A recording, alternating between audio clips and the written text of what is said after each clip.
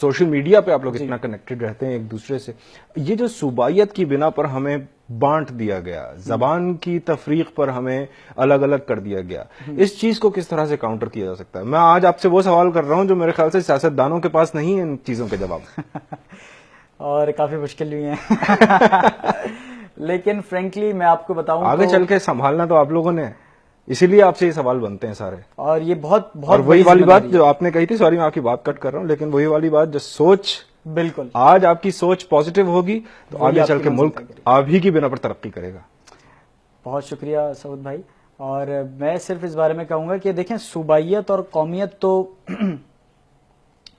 ہر زبان، میں ایک واقعہ آپ کے ساتھ پھر سے ایک واقعہ شیئر کرتا ہوں. بالکل. کہ حضرت نوح علیہ السلام کی جو کشتی تھی، جب وہ بہت عرصہ طوفان میں رہی تو اس کے بعد ایک پہاڑی پہ جا کے رکی. صحیح. وہ پہاڑی تھی جودی کی پہاڑی، اور اس وقت اتنے عرصے میں، اتنے طویل عرصے میں صرف 80 لوگ ایمان لائے تھے، اسلام قبول کیا تھا. 80 لوگ سوئے، جب صبح اٹھے تو 80 لوگ الگ الگ زبانیں بول رہے تھے، اور حضرت نوح علیہ السلام ہر زبان سمجھ رہے تھے. تو یہ زبان کس کی طرف سے ہوئی؟ یہ زبان میں کس کو بانٹا گیا؟ مذہب تو سب کا ایک تھا نا. صحیح.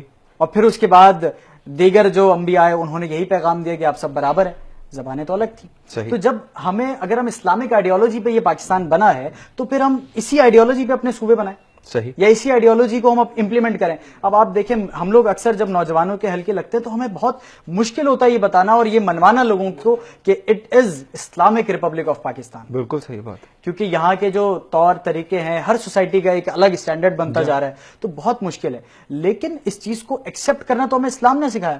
وہی 80 لوگ، اور روزانہ دوسرے دن وہ الگ زبان. یعنی مقصد ایک رکھیں گے تو منزل ہماری آسان سے آسان تر ہوتی چلی جائے گی. بہت اچھا آپ نے ایک کمرشل بریک لیتے ہیں، آپ سے کچھ مزید بھی گفتگو کریں گے، ایک اور مہمان کو بھی آپ کے ساتھ شامل کریں گے اور جانیں گے کہ نوجوان نسل کیا سوچ رکھتی ہے، کیا ارادے رکھتی ہے اس ملک کو ترقی کی منازل طے کرانے میں. ایک بریک،